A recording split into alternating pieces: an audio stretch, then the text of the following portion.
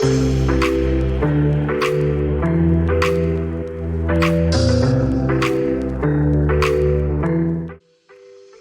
welcome to Real Estate Resource.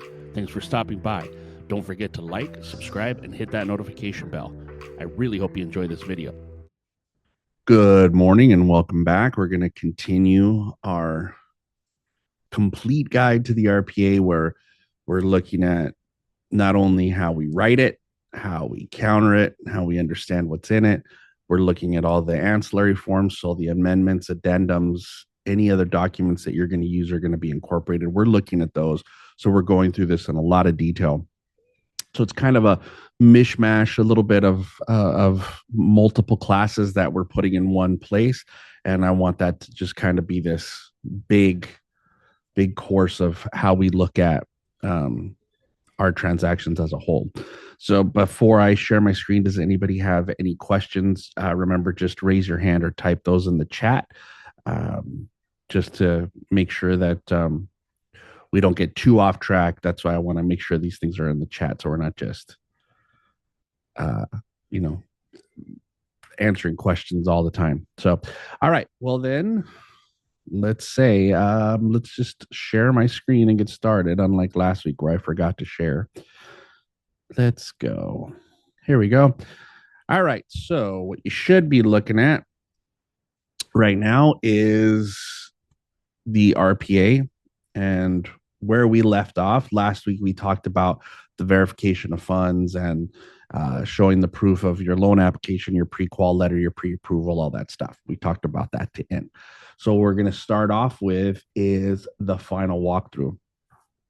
So what's funny is like that we got to this point of the contract, and in the last week and a half, we've had some issues that have come up with final walkthroughs, with there being an issue in the final walkthrough. So one of the things that I want you guys to make sure that you're clear on when you're having conversations with your buyers, that you have to be crystal clear on this final walkthrough. It's important that we time it properly. I know as agents and even as buyers, by the time you're at this point of the transaction, everybody's a little tired of the process, right? So even your buyers are, a little resistant to do the things that they need to do. They just want it to close now, right? We're at that point where it's just like, all I want to do is close. I want this to be my house. We've done so much already. It's enough. Okay. So what happens is the contract states your final verification of condition, that's your final walkthrough, is going to happen 5 days prior to close of escrow. Now, it's not just a random number that they decided, and I'm sure they probably put a lot of thought into it, but the 5 days prior is generally right before your buyer has the ability to sign the loan docs, right? To sign loan documents. And what happens is then from that point forward, our transaction has been pushing a boulder up a hill for the last, 25 days, 30 days. And now we're at the top of the hill. Once we sign loan docs, that's where we flip to the other side of the hill. And now the boulder just starts rolling on its own because we're over the hump, right? And once we get to that point, it's very difficult now to negotiate or to have options. So, for example, I, as buyer's agent, get a call from the lender, and the lender says, we're ready to order docs. When that happens, that should be my cue to schedule the final walkthrough, right? Because if you think about it, if we order docs today, they probably get sent over to escrow tomorrow or the next day. So there's 3 days. We sign those docs, they fund the next day, and you record.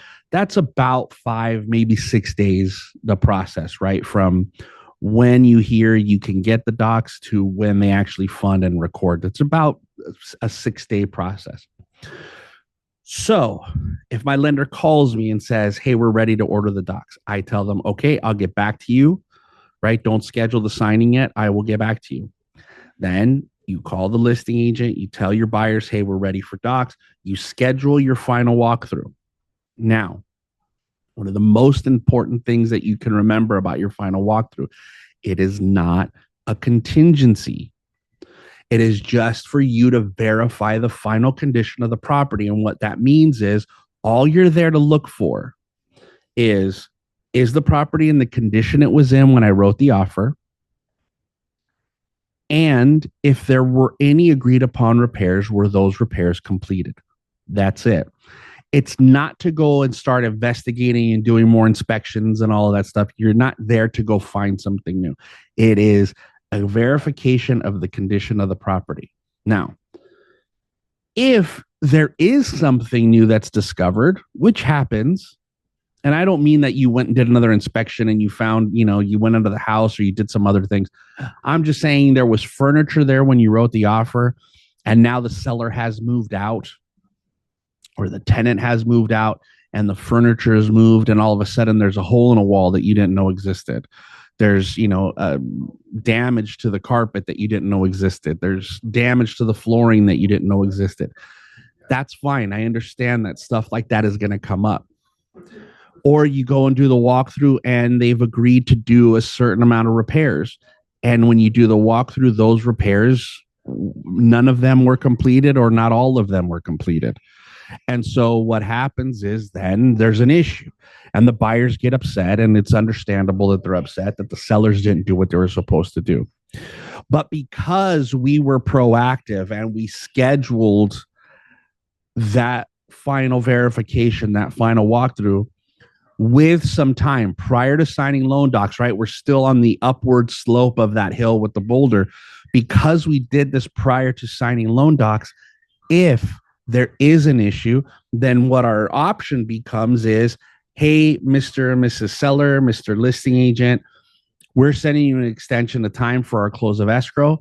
We need you to finish the repairs that you had agreed upon. How much time do you need for that extension to be able to complete those repairs? That should be the conversation. Now, that's like perfect world stuff, right? We say to the listing agent, how much time do you need? They say, oh, yes, sorry, things happened, whatever, family emergency, people got sick. The contractor couldn't make it out, whatever. There's legitimate reasons that they were delayed and didn't finish it before the walkthrough. And then they say, sure, well, we need about another week, right? So we extended a week. We go back into the lender and we say, okay, don't order the docs yet, or order the docs. How long are they going to be good for? Does it make sense for us to do it? Sign docs, be ready to fund when they're done, all that stuff, right? Then there's conversations. The problem is that because most of us, I say us because I just include us, like I don't want to say most of you, right? Most of us is we go, oh, damn, we're recording tomorrow. I didn't do the walkthrough. And now you're scrambling to get an appointment to do the walkthrough. And then you find out that there's a problem and you're supposed to record tomorrow. So now you got to try to hold the recording. You got to find out how long the funding is good for before the lender's going to ask for the funds back, all that stuff, right? So now you've got a clock that's ticking and there's pressure. And then ultimately what happens is your buyer has to sometimes make a choice just based on the lack of time, right? There's no options. There's not even the option to ask for a credit or an extension or anything like that, because they're going to, the loan, the way it is going to expire. And then you're going to have to start the process over, meaning redraw docs and pay all that money and do all that stuff.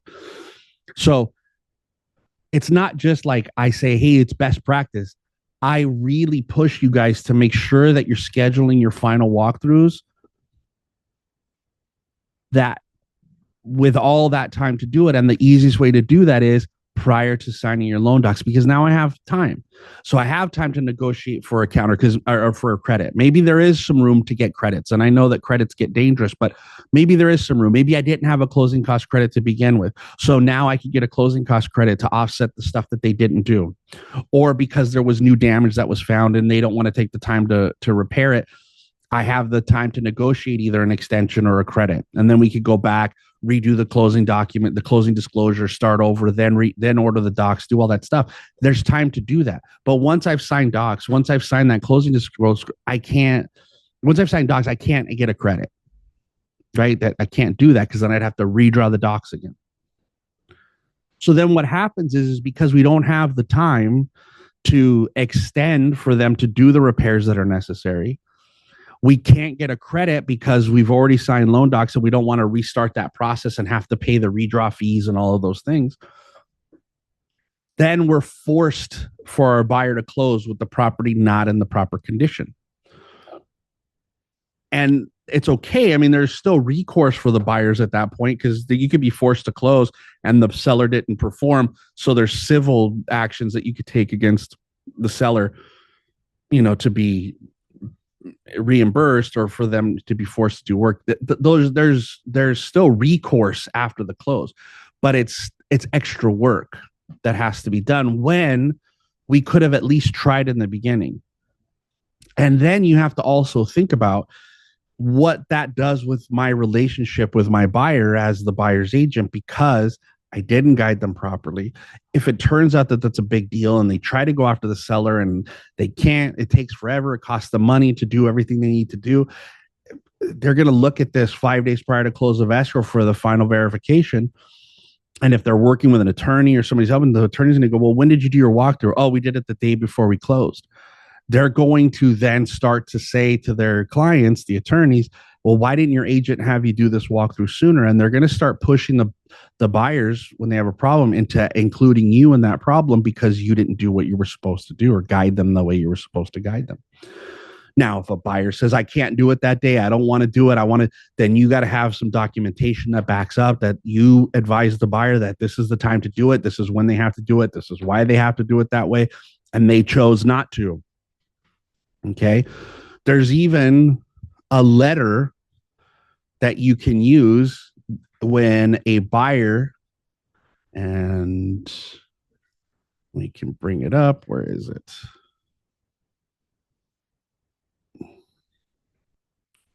Sorry. Acting against broker's advice. Right? So I can go down here and I can use the verbiage in this letter, write it up, and have my client sign it that says that they're not doing the things that I am advising them to do. Okay. So you have to take when your buyers are not doing the things that you're advising them to do, and it's not in their best interest, they're acting against their best interest, you have to tell them, I need you to sign it, because if you don't, they're going to blame you later when they don't do things right. So again, final walkthrough 5 days prior to close of escrow. And if you're the listing agent, and you have to have the conversation with your sellers that you have to make sure that they make the property available for the buyer to be able to do that final walkthrough. And make sure that you're guiding your clients the right way when they agree to do repairs. When they agree to do repairs, you make sure that those repairs are completed prior to that final walkthrough, not prior to close, prior to the final walkthrough. In the chat, what document is that? It's a sample letter that is in your zip forms called Acting Against Broker Advice. There's one for the buyer and one for the seller. So you can see it down here, right? Acting Against Broker Advice. So you can use that form letter if you want to, or you can make sure that they respond to an email where you're telling them that they didn't do what they were supposed to, or they can write something. You could tell your client, hey, if you're not going to do a final walkthrough and I'm telling you that it's important that you do it, you can have them handwrite on a piece of paper the reason why they didn't want to do it and that it was against your advice, and have them sign it. And a lot of times what happens, because we have buyers and sellers that think they know more than we do. And on occasions, I'm sure there's agents out there where the buyers and sellers do know more than the agent does, but not you guys. When you go so far as to, hey, I'm telling you shouldn't waive your final walkthrough, and if you're going to waive your final walkthrough, I need you to sign this piece of paper, or I need you to write this letter. they sometimes go, well, wait a minute, if they're making me do that extra step, then it must be pretty important. And sometimes they rethink their, hesitancy to do the thing that you're asking them to do when you make them take that step to protect yourself. But what happens is that we have to make sure that from both sides, buyer and seller, right, listing agent, buyer's agent, that we're having conversations with our clients where they understand the importance of this final walkthrough. They understand what it means as a seller, what needs to be completed, what I need to provide, all of that stuff, right? Because at the final walkthrough, if I've done repairs and they were done as they should be by a contractor, a licensed professional, a plumber, an electrician, a general contractor, a roofer, whatever it is, I should be at the walkthrough saying, by the way, here's copies of all of the receipts and work orders and everything that was done, so that if there are problems in the future, buyer, these are the people you contact, not me. So I think that a lot of times we've gotten away from that whole thing. First off, we've gotten away from it because as listing agents, we don't guide our clients properly 100% of the time. We let them get away with the idea of, I'm hiring a handyman, my uncle, my cousin, my brother, my nephew, whatever does roofs, electrician, plumbing, so they can fix it and do all those things. And we're not doing it with the professionals that we should be doing, because I get it. Sellers want to save a buck.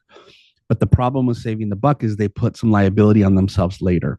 So we have to, again, just as I know this isn't just all about the walkthrough, but with that walkthrough conversation becomes that conversation with the seller on why it's important, why they hire licensed professional, insured people to do this work, and that they do it in a workmanlike manner. Because if they don't, then they become the contractor and they have to warranty the work. So later on, if there's an issue, the buyer can come back to them. So remember, it's just listing agent stressing to the buyer, if you agree to these repairs, this is when it has to be done. At the walkthrough, these are the things that need to be provided. If something happens prior to, if you find out before the walkthrough, you've got to disclose that there's an issue, right? If you don't, if you find out, if as seller, anything that you find out, you have to now change disclosures. You have to redo some things. That's why when you look at tenant occupied properties, it says that the tenant will be vacant 5 days prior to close of escrow, because they want the tenant to be vacant, the property to be vacant, so that the buyer can come in and do their final walkthrough. So all of those things are tied together. And as buyer's agents, we have to stop being, as I don't want to say lazy, but dismissive of the importance of this final walkthrough. Like I said, in the last week and a half or so, we've had 2 issues with the final walkthrough where a buyer went to go do their walkthrough with the agent and repairs weren't completed. The property wasn't in good condition. There was issues to deal with that. Now, one of the options, well, it is an option, but it's not the best option. If all those things are an issue at that final walkthrough and the buyer wants to cancel, but the buyer has removed all their contingencies already, because the final walkthrough is not a contingency, there could be a chance that the buyer could lose their deposit for canceling. And the reason why there's a chance for it is because if we've done everything the right way, so let's just say it was a perfect final walkthrough. It's 5 days prior. We have the opportunity to extend. We have the opportunity to negotiate a credit. We have all that stuff, right? We have the ability to do that because we did it in the time that was allotted for in the contract. But when we, as the buyer's agent or the buyer, fail to do it timely because we don't see the importance of it, and we do it where now there's pressure to be forced to close, and we can't negotiate for those repairs to be completed, and we can't negotiate for credits to come through, and we are forced to close, then what would happen is whoever is going to resolve the dispute is going to look at like, well, you canceled because you didn't do the things you were supposed to do. So there has to be some culpability for you as buyer/buyer's agent for the deal canceling, not just the seller. I mean, the seller has a majority of the responsibility in that, but so do you. You play a part in it because you didn't do the things that were necessary to be able to have the time to negotiate, right? So there's a chance that you could lose your deposit still, even if the seller didn't act appropriately. Because besides the seller not acting appropriately, you have that, like I said, civil recourse after the fact where you could close and go after them. Because sometimes in a perfect world, I do my walkthrough when I'm supposed to. Seller hasn't completed all the repairs. They did a lot of them, but not all of them. And now when I get to do my walkthrough, I'm like, hey, we need to extend. We need to do this. We need to do that. Give me a credit, right? We start trying to negotiate and the seller just goes, nope. We've all been involved in those cases where there is sellers that just don't care what you tell them and what they're doing and how they're breaching the contract. They're like, you close or I'm going to try to hold on to your deposit. Now, I'm not saying they're going to get it. It just means you have to fight for it. So there are those sellers that are just like, no, they're stubborn. They don't care what the right thing to do is. I'm not doing it. So either take it or leave it. And so then we have to go back to the buyer and the buyer's got to say, what do you want to do? That's where we make a mistake a lot of times as agents is we think we're making the decisions for our buyers instead of just giving the information to our buyers and saying, tell me what you want to have happen. So if you're in that position where a seller just says, not going to do it. I don't care what you tell me. I don't care what the contract says. I don't care what I'm responsible for. I'm not doing it. So then you go back to your buyer and you say, okay, they're not doing the work. You have, at this point, here are your three choices, or two choices, really. Here are your two choices. We close with the property in the condition it's in so that you don't lose your deposit and you still end up with the house that you really loved and you wanted, right? And after the fact, we pursue civil consequences against the seller for their breach of the agreement. That's choice one. Or choice two is you cancel, walk away, your deposit gets hung up in escrow until we have the amount, until we get it, go through whatever the dispute resolution method we need to, whether that be small claims or mediation, arbitration, whatever it is. And then we fight for your deposit to get it back, but it's going to be stuck. You tell me, what would you like to do, Mr. or Mrs. Buyer? Now they give you their choice. They say, no, we'll close and we'll go after them. Or they say, no, we definitely want you to cancel and fight for our deposit. Terrific. Either way, right after that conversation, I'm either having them acknowledge an email that says, here's the conversation, right? I'm going to memorialize the conversation. I'm going to say, here's what we talked about. Here's what your two choices were. Cancel and put your deposit at risk, and we're going to do everything we can to try to fight to get it back, or close and try to go after the seller for damages. You've chosen to A, cancel, or B, go after the seller. I just want to make sure that that's it, that's correct, and that I'm making the right choice before I start putting the paperwork together to do what you said to do. They respond to that email. Terrific. I put it in my file. Now, the buyer can't ever come back when they lose their deposit or when they have to pay an attorney to fight with this. They can't come back and say, you blew it because I said, no, you were the one who guided me. Here's the proof where we had the conversation. In the chat, somebody just said, so better not to remove the contingencies. Absolutely not. Absolutely not. The contingencies, see, and I'm jumping ahead a little bit, but what happens when you guys don't remove your contingencies? Yes, you may somehow protect your deposit, because keep in mind that just because your contingencies aren't removed, it doesn't mean a seller is going to attempt to keep your deposit. So even if you didn't have your contingencies removed, you do your final walkthrough, there's a problem with it, and you say, I'm going to cancel, and I'm the seller, and be like, we were at close, I'm keeping your deposit. I don't care if you didn't have your contingencies or not. The same thing happens whether your contingencies are removed or they weren't. They hold your deposit in escrow.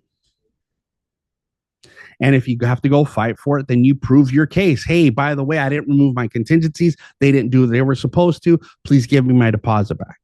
Okay. Or the seller could prove that you were still acting in bad faith by canceling, even though you had your contingencies in place, and maybe a judge or a mediator or an arbitrator believes the seller and you lose your deposit. So not removing your contingencies, all that does is put you in a position where the seller has leverage on you and forces you to act. Because at that point, let's just say at the final walkthrough, right? Even if we do it at 5 days and I haven't removed my contingencies, and the seller says, I'm not doing those repairs. And you haven't removed your contingencies yet. And you're like, well, I'm not going to remove my contingencies. I haven't done the repairs. So you haven't done the repairs. So I'm going to cancel.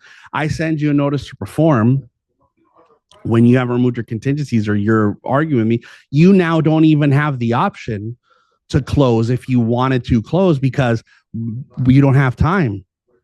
Right? I gave you notice to perform. Either you remove the contingencies and close or you remove the contingencies and cancel.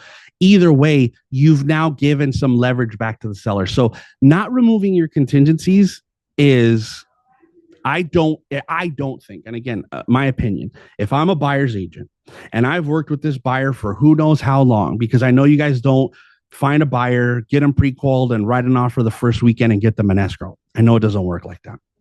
So what you do is you work with them for a month or 2 or 3, and then you get their offer accepted, and you've worked hard.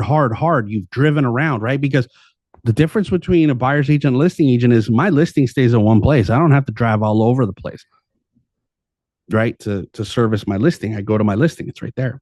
Buyers come to it. Working with a buyer, I got to go meet the buyer somewhere. I got to drive them around. I got to show them properties. I got to preview. I got to, go do all kinds of stuff. I put miles on my car. I pay for gas. I have to eat food while I'm out, right? I spend money. There's overhead. There's more overhead as a buyer's agent than as a listing agent.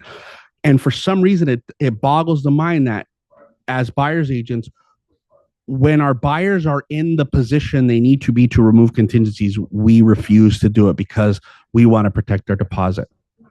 At that point, if they lose their deposit, even though they qualify for their loan, they have the cash, the property appraised, the condition is okay, and we still don't remove their contingencies, and somehow they do something to breach the agreement, lose their deposit, then they deserve to lose it. And I will stand on that. Okay. So final walkthrough, just so you guys can see the verification of property condition. If the property, this is the final walkthrough. This is the VP. This is the form that we're going to use when we go do that. Okay. It says on here, the purpose of this inspection is to satisfy buyer regarding the condition of the property. Unless otherwise agreed, buyer and seller stand and agree that a final inspection is not a contingency of this agreement. The verification of property or its waiver is not intended in any way to alter the contractual obligations of seller regarding the condition of the property to be delivered to the buyer at possession date and is not based upon any statement or representation by brokers, associate licensee, or brokerage employees. The parties agree to hold brokers, associate licensees, or brokerage employees harmless from any liability claims, demands, damages, or costs arising out of a contractual obligations of buyer and seller concerning the condition of the property. Buyer acknowledges that A, property is substantially the same condition as on the date of acceptance of the offer to purchase/sell, and seller has completed any repairs, alterations, replacements, or modification as agreed to by buyer and seller with the following exceptions. So it says, with the following exceptions. This space is for exceptions, not property looks good, buyer okay, house okay, nothing. If the property is fantastic, it's exactly the way it was when you wrote the offer, all the repairs were completed, everything that was done that was in the contract, guess what happens? This stays blank. That's it, blank. Now, if you walk in and there's a new hole in the wall that wasn't there when you wrote the offer, or the repairs that were supposed to get done didn't get completed, then you're going to list what didn't happen, what's different than when I wrote the offer or the repairs that were agreed upon. That's it. Otherwise, that should be blank. Don't write looks good. Don't write great condition. Don't do anything. Blank. That's it. And then you put on here who did this, right? It says if the buyer didn't do the final walkthrough, who did, what was the date, and what was the time. If the buyer waives this, you're going to check this and have them sign it on top of whatever letter or email or whatever other acknowledgement you have that they're telling you they don't want to do that. Someone wrote no exceptions. I wouldn't write anything because it says following exceptions, which means if there's nothing in there, there's no exceptions to it. I would leave it blank, blank, blank, blank. Unless there's a problem, that box in 2B should be blank, always. Okay.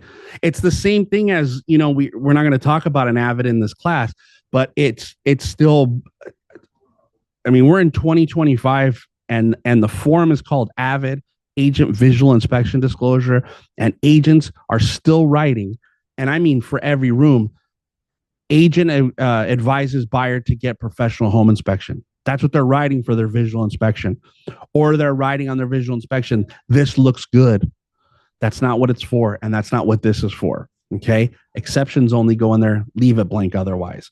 And if they're going to waive it, you're going to check this box, have them sign it, and you're still going to have them do that additional document where they say, I told you no matter what, you told me to do the good thing, I'm deciding not to against your advice. You're going to have them sign that too, not just that they're waiving it. Okay. Questions about the final walkthrough? Any other questions about the final walkthrough? Okay. Assignment request. Assignment request. This is another thing, another spot in the offer where people don't really follow the roadmap, let's say, right? So, for example, if I am adding a buyer, right? If I'm adding a buyer or I'm removing a buyer, I'm not just doing it on an addendum or an amendment. Now, I know I already I've probably beat this like a dead horse, but we use addendums wrong. It should be an amendment for things that we're changing in the contract. Addendums are things that are just additional space, right? Add, addendum, amend, amendment. But for this case, there is a specific form. For an assignment request, there is a specific form. And note that this says assignment request. It doesn't just say assignment, like I have the right to make an assignment. I do have the right to request an assignment. And that request has a time period on it. I have 17 days. Contractually, I have 17 days to request an assignment. After that 17 days, I don't have the right to request it. Does it mean that a buyer won't request it? No, they'll still request it if they need to. But even up to the day 17, just because you requested it within that 17, there's nothing that forces the seller to agree to that assignment. Okay? Nothing. So remember that as we explain this to buyers, right? Like, this is the reason it's so important for us to make sure that our buyers are wholly qualified. What I mean by that means they have already sat down with the lender. They know exactly how much money they have to put down. They know how much money they have for closing costs and what they need to request for closing costs. They know if they qualify on their own. If they need a co-signer, then we go find the co-signer, co-borrower. We put that together, get them qualified with that co-borrower before we start showing property. The problem that a lot of buyers agents have is because we're so gung-ho and because we want the business or need the business, and I totally understand. If the lender says, oh, yeah, they qualify, but they need a co-borrower, and the buyer says, oh, I have somebody, I have a co-signer. I know exactly what to do. My dad's going to do it. My uncle's going to do it, whatever. They have good credit, whatever. And then we just start running out there and showing properties. Or they don't quite qualify and the lender says, no, we can make it work, right? Because, sometimes lenders will tell you, I'll figure it out. We'll make it work. We'll find a program. We'll do whatever.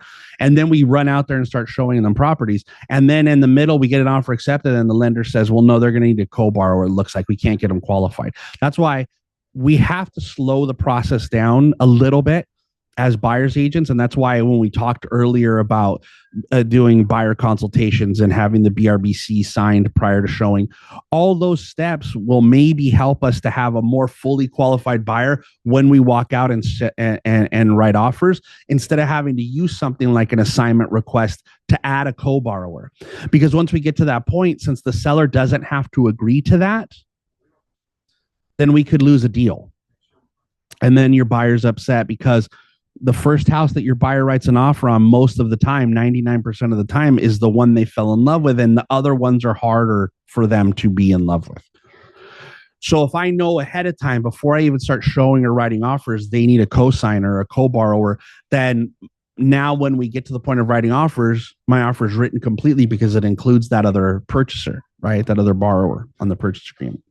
But if we didn't know, if something changes and now they have to add that person in and they have to be part of the purchase agreement, because there are non-occupant co-borrowers that don't need to be part of the purchase agreement, but sometimes they do. And if that's the case, I have to add them, then we have to use the assignment of agreement addendum. And the assignment of agreement addendum is the way that we either add, remove, or totally change the buyer, right? So I could, for example, as a buyer, I was the buyer, and now I need to add somebody in. So in this case, right, the buyer is Jane Smith. Jane needs to add now her mother, okay? June Smith, right, her mother. That is what they call a partial assignment. So we would check the box, and it says partial assignment, adding a buyer. Buyer is adding the assignee's name below to the agreement and granting to such assignees a partial interest in the agreement. So Jade Smith is the original buyer.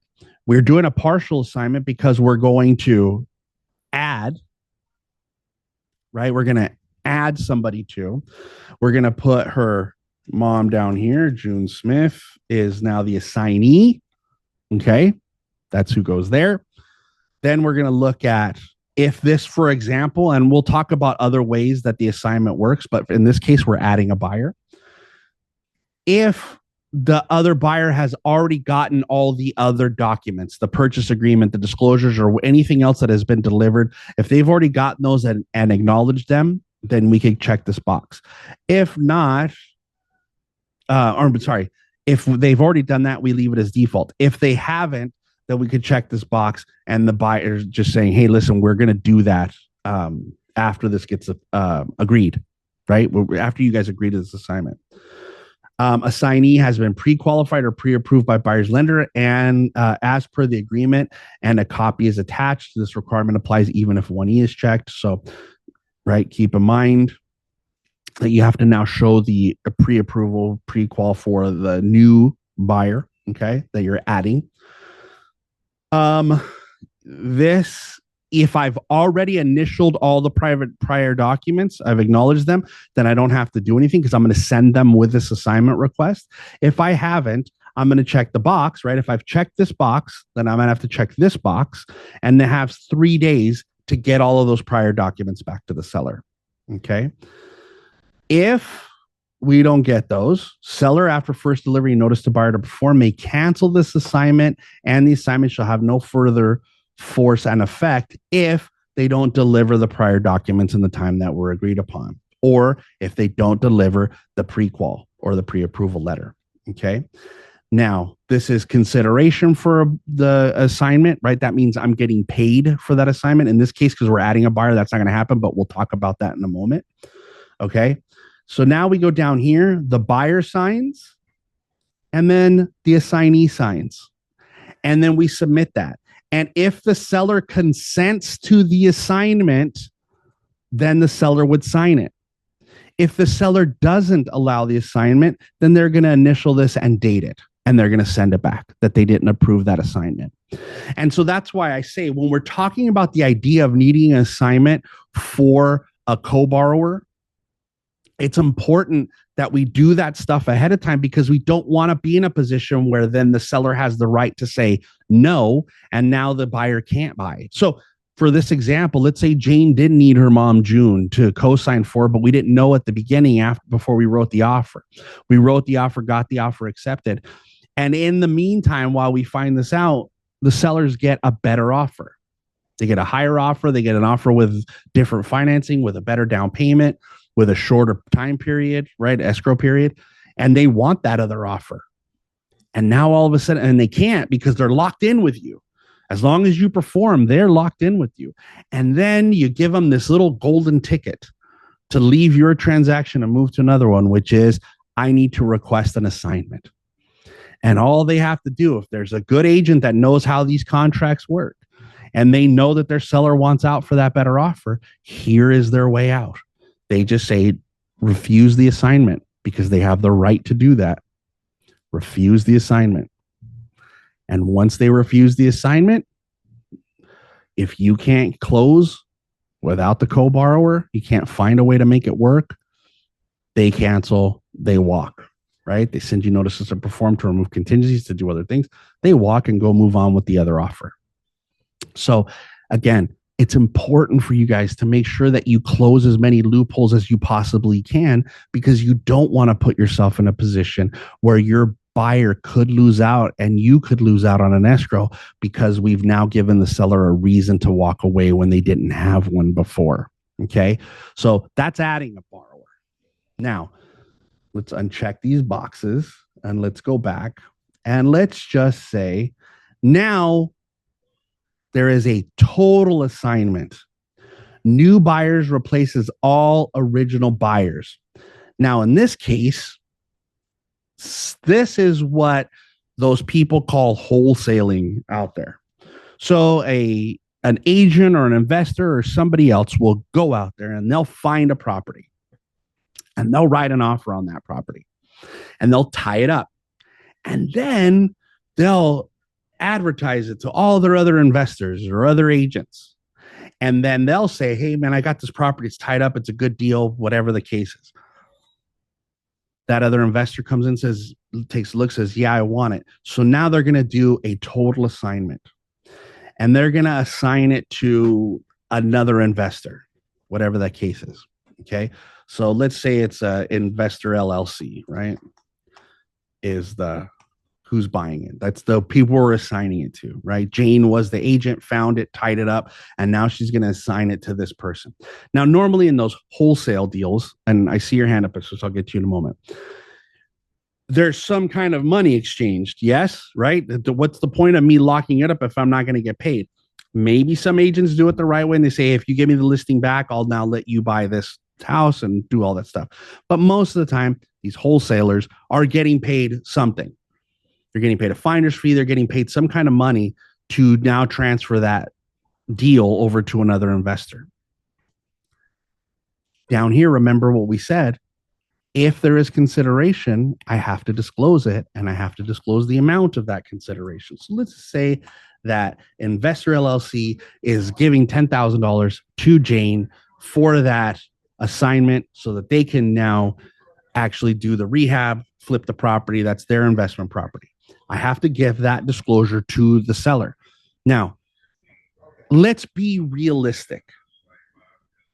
99% of sellers are going to be like, wait a minute, if there's an additional $10,000 to be made, why wouldn't I make it as seller? Why wouldn't I make it? Why should I get that $10,000? Why should you get $10,000? And that's a legitimate like a legitimate request. Why wouldn't I get the extra 10,000? Why do you get the extra 10,000? I don't know. I'm not going to accuse anybody of not doing this, but I would suggest that most of the people that are doing these assignments, and the only reason I say this is because I've seen third-party contracts like the investor contracts that they make up their own and use and have sellers sign, and nowhere on there is there a disclosure of consideration for assignments. And if we're not disclosing to the seller that there is some consideration changing hands for that assignment to happen, what we're doing is lying to them, which then constitutes fraud. And then you're putting yourself in a terrible legal situation. Okay, Jesus, you had your hand up. Go ahead. Yeah, I was gonna about the total assignee. We're going through that right now. I'm buying it myself, but then I started with my name, and I'm gonna put it to my corporation, so I can use that, correct? Yeah, of course. So if this is your corporation, now what I'm going to do is I'm going to check this box that assignee is buyer's own trust or wholly owned entity or buyer. That's the other way that it gets used most often is legitimate investors that purchase property sometimes hold it as their personal property, sometimes hold it in their entity. And so sometimes you don't know at the moment when you purchase the property how you want to hold it. Do I want this to be my LLC, or do I want it to be my personal one? You don't know. And this is legitimate. Now we're going to change it. And there is no consideration there because you're transferring it to your LLC. So you check that box. That's perfectly okay. This is the name of your LLC. Now, the only thing that's going to change is down here is you're going to check off the box for entity. you're going to put that you, Jesus, right, are the authorized signer of Investor LLC, and then you're going to sign your name there. That's it. That's the only difference. So yes, that's legitimate. There is no issue with that. And when you do check that box where it's your own LLC, your entity that you're transferring it to, then you don't have to worry about the prior documents because you've already initialed those. You've already initialed those as the person that signs on behalf of that. Now, the other one, the third way that you would use this